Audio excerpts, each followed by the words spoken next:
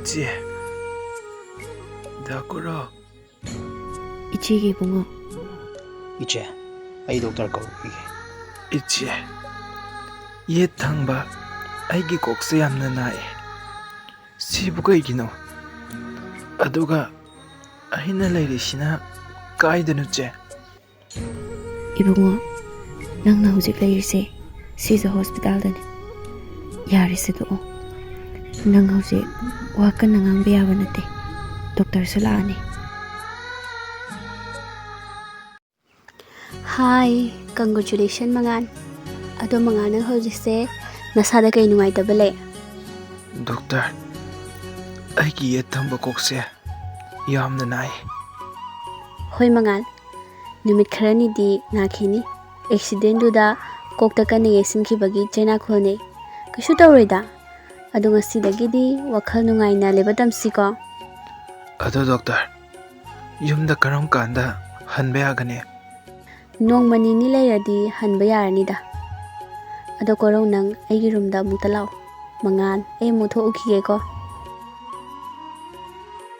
이붕어 주이세 khara thakjaluse nahandagi chada thakdana leirakpana nasado yengba mate yadre 이제 ai kem chaning deda ising hoina khedang thakece 이치기 붕어 자닝데 탁닝데 하이드나 자다바 탁다바디 야로이도 khara도 오이라바스 자신저바디 karamna nasado kankhalakkadoribano sese ising haibado doctor ai muta Oh, koro chango sida phamuse.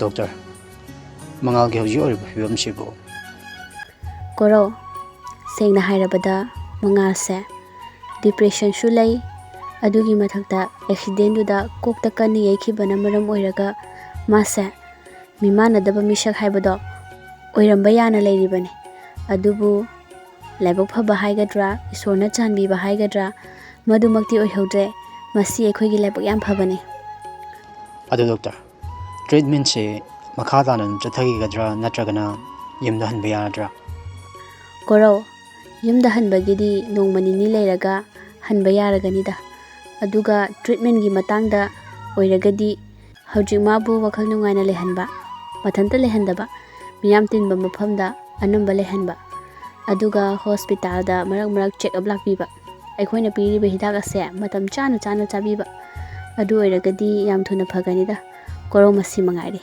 magi treatment haibabu mangal kem taroi tabada yam harawi doctor gi taw malse kaidong da kaujera Koro kari gi topoimalno asidi doctor aikhoigi ithawne hoy doctor yamna nuai jai ado doctor ai mu tholoki gi Hoy koro adudi ay mule hore ko 이제 how 이치기 붕어 nang koi dorage 이제 nang yamna ware ko 이치기 붕어 nangna karige adumna hairibano ichi wadi 이제 이제나 fana wadi hairebaso 이제기 maithungna tariba mamida nanauna loina uye hauji hospital asida laibegi bill karaidagi karam tona ichena piribano iche nanauda sengna haibiyo 이붕어 야르세 독루가 nango ichi wadi hairidana masidi ichena tawtraba yatraba ichigi ithawdangni nang kaim khanganuse nang hauji wakal nungaina leigadabane asiguma mayamse thang uba yadeko 이제 nanaubu nusidrabo nanaubu mitopni haina khalabu iche phare ichinasu nanaubu mitopni haina khalabadi ai kemta hairaroi 이치기 이붕어 nangna karige adumna hairibano ichena ipabu mitopni ipot nate haina khankiba leite hojik nangi oriba fibam asida ichena hainingtraduna haidabani adubu ipona yadrabadina ichi hairage hospital asida ꯍꯦꯛ ꯂꯥꯛꯈꯤꯕ ꯅꯨꯃꯤꯠ ꯑꯗꯨꯗꯒꯤ ꯅꯨꯃꯤꯠꯇꯨꯗꯒꯤ ꯍꯧꯔꯒ ꯍꯧꯖꯤꯛ ꯐꯥꯎꯕꯒꯤ ꯑꯣꯏꯅ ꯄꯨꯟꯅ ꯂꯥꯛ 3 ꯆꯪꯈ꯭ꯔꯦ꯫ ꯆꯪꯈ꯭ꯔꯤꯕ ꯄꯩꯁꯥ ꯃꯌꯥꯝ ꯑꯁꯦ ꯏꯆꯦꯅ ꯃꯤꯉꯣꯟꯗꯒꯤ ꯄꯨꯔꯨꯕ, ꯃꯤꯉꯣꯟꯗꯒꯤ ꯚꯤꯈ꯭ꯌꯥ ꯑꯣꯏꯅ ꯅꯤꯔꯨꯕꯁꯨ ꯂꯩꯇꯦ꯫ ꯅꯪꯇꯕꯨ ꯐꯔꯕꯗꯤ ꯍꯥꯏꯗꯨꯅ ꯅꯪꯒꯤꯗꯃꯛ ꯋꯥꯖꯔꯤꯕ, ꯅꯪꯇꯕꯨ ꯂꯥꯏꯅꯤꯡ ꯑꯣꯏꯖꯔꯤꯕ ꯅꯪꯒꯤ ꯗꯥ ꯀꯣꯔꯧꯅ ꯄꯨꯝꯅꯃꯛ ꯍꯣꯠꯅꯔꯤꯕꯅꯤ ꯏꯆꯦꯒꯤ ꯏꯕꯨꯡꯉꯣ꯫ ꯏꯆꯦ, ꯀꯅꯥꯁꯨ ꯂꯩꯖꯗ꯭ꯔꯕ ꯑꯩꯈꯣꯏꯅ ꯃꯇꯧ ꯀꯔꯝꯅ ꯑꯁꯨꯛ ꯌꯥꯝꯕ ꯄꯩꯁꯥꯁꯦ ꯁꯤꯡꯒꯅꯤ? ꯑꯩ ꯃꯤꯒꯤ ꯃꯤꯄꯥꯜ ꯇꯥꯡꯂꯒ ꯍꯤꯡꯕꯗꯤ ꯄꯥꯝꯗꯦ꯫ ꯗꯥ ꯀꯣꯔꯧ, ꯄꯩꯁꯥ ꯃꯌꯥꯝꯁꯦ ꯑꯩꯅ ꯑꯊꯨꯕ ꯃꯇꯝꯗ ꯁꯤꯡꯒꯅꯤ꯫ ꯃꯤꯒꯤ ꯃꯤꯅꯥꯏ ꯑꯣꯏꯔꯕꯁꯨ ꯑꯣꯏꯔꯒ ꯁꯤꯡꯈꯤꯒꯅꯤ꯫ ꯃꯥꯅ ꯑꯩꯈꯣꯏꯒꯤꯗꯃꯛ ꯍꯣꯠꯅꯕꯤꯔꯝꯕꯁꯦ ꯃꯁꯤꯒꯤꯗꯃꯛꯇꯗꯤ ꯌꯥꯝꯅ ꯊꯥꯒꯠꯆꯩ꯫ ꯑꯗꯨꯕꯨ ꯏꯆꯦꯁꯨ ꯗꯥ ꯀꯣꯔꯧꯗꯒꯤ ꯈꯤꯇꯪ ꯂꯥꯞꯅ ꯂꯩꯕꯤꯌꯨ꯫ 이붕어, 그리는 낭나 하리바 마얌도 아픽바 미나 칸게다바 와칼도 낭나 카칸 파데고 가나 레이제드바 이코기다막 아속 와비리바 낭기다막 아두 칸비바 마학다 낭나 아둠나 하리바도 낭 농마디 소이다나 닝암로이고 나사 가나노 하이바도 하나 문나 칸토 아두가 낭가 마가 해 강나락바다기 ꯅꯪꯅ ꯑꯁꯤꯒꯤ ꯊꯥꯛꯁꯦ ꯃꯇꯧ ꯀꯔꯝꯅ ꯌꯧꯔꯛꯈꯤꯕꯅꯣ ꯍꯥꯏꯕꯗꯣ ꯃꯗꯨꯁꯨ ꯅꯁꯥꯅ ꯈꯪꯉꯨ꯫ ꯄꯨꯝꯅꯃꯛ ꯅꯪꯅ ꯇꯊꯤꯇ ꯑꯣꯏꯅ ꯍꯥꯏꯔꯤꯕ ꯅꯪꯒꯤ ꯗꯥ ꯀꯣꯔꯧꯅ ꯃꯥꯅ ꯍꯣꯠꯅꯕꯤꯈꯤꯕ ꯉꯥꯛꯇꯅꯤ꯫ ꯅꯪ ꯉꯁꯤꯗꯤ ꯃꯗꯨ ꯄꯨꯝꯅꯃꯛ ꯀꯥꯎꯈ꯭ꯔꯦ ꯅꯠꯇ꯭ꯔꯥ? ꯍꯣꯏ ꯏꯆꯦ, ꯏꯆꯦꯅ ꯁꯥꯎꯔꯤꯕꯗꯨ ꯆꯨꯝꯃꯦ꯫ ꯑꯗꯨꯕꯨ ꯏꯆꯦ, ꯑꯩꯈꯣꯏꯗꯤ ꯑꯄꯤꯛꯄ ꯃꯤꯅꯤ꯫ ꯏꯃꯥ ꯏꯄꯥꯁꯨ ꯂꯩꯇ꯭ꯔꯕ, ꯌꯨꯝꯊꯣꯡ ꯄꯣꯛ ꯑꯗꯨꯗ ꯏꯆꯤꯜ ꯏꯄ꯭ꯋꯥ ꯈꯛꯇ ꯂꯩꯕ, ꯑꯗꯨꯒꯤꯁꯨ ꯃꯊꯛꯇ ꯅꯅꯥꯎꯁꯤ ꯒꯦꯅꯤ ꯒꯦ ꯍꯥꯏꯕ ꯃꯤꯑꯣꯏ ꯑꯁꯤꯕꯨ ꯀꯅꯥꯅ ꯅꯨꯡꯁꯤꯕꯤꯒꯅꯤ? ꯑꯩꯁꯦ ꯏꯆꯦꯒꯤ ꯅꯅꯥꯎ ꯑꯣꯏꯔꯝꯕꯒꯤ ꯏꯆꯦꯅꯁꯨ ꯅꯨꯡꯁꯤꯕꯤꯕꯅꯤ꯫ ꯃꯤ ꯀꯅꯥꯒꯨꯝꯕ ꯑꯃ ꯑꯣꯏꯔꯝꯂꯕꯗꯤ ꯏꯆꯦꯅ ꯅꯨꯡꯁꯤꯕ ꯉꯝꯒꯗ꯭ꯔꯥꯅꯦ?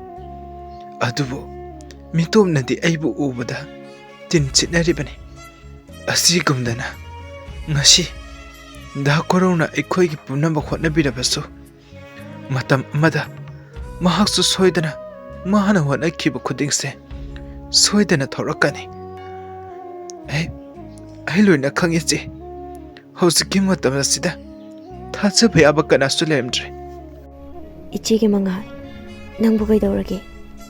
낭나 ngasi 이치에다 하리바 마얌세 그리노. 이치부 어묵다디 기안 따할루바.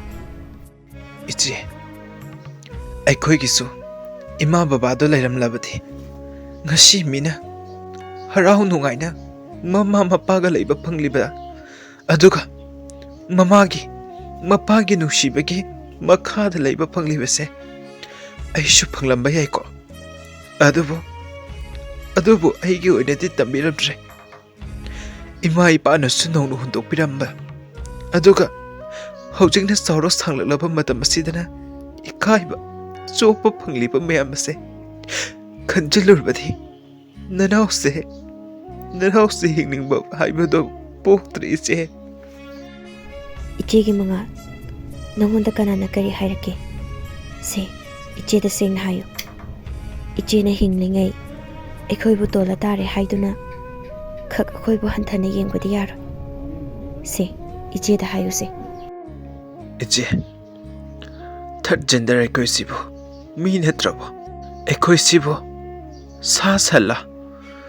ꯅꯨꯄꯥ ꯑꯩꯈꯣꯏꯅ ꯅꯨꯄꯥ ꯅꯨꯡꯁꯤꯅꯕꯗꯗꯤ ꯃꯤꯌꯥꯝꯅ ꯃꯤꯠꯌꯦꯡ ꯑꯁꯨꯛ ꯌꯥꯝꯅ ꯆꯪꯂꯤꯕꯁꯤ ꯀꯔꯤꯒꯤꯅꯣ?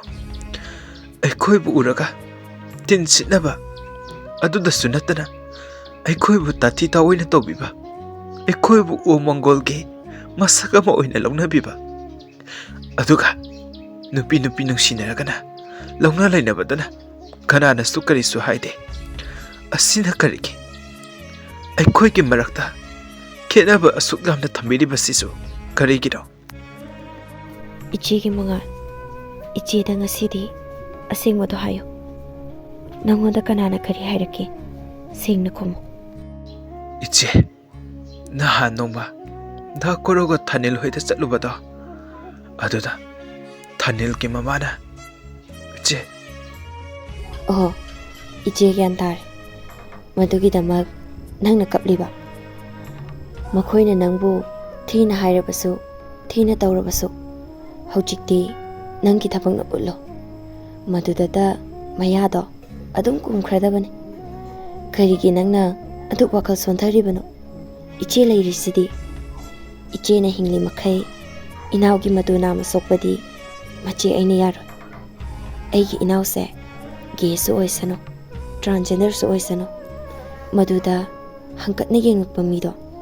Machi aina lemna khakthar. Aigi inaubu asigi fibamda ohelakiba mahakpudi aina lemna tharoi. Yare si toklo. Nangsu nga hepo thazaro. hoi che. Isingdo, kitang taki. Aduga pothaba yabra yengi che. Se, ising haibado. Potharo.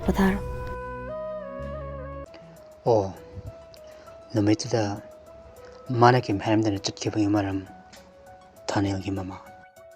Aduga ahal oraba mana karigi ngona chintheriba. Hojikti corona torpo koding imana sana yan lobi ko. Nangna maram oraga ngasi aigi mangalna asigi film show hikibani. Aduna aini khaklemna tharoi.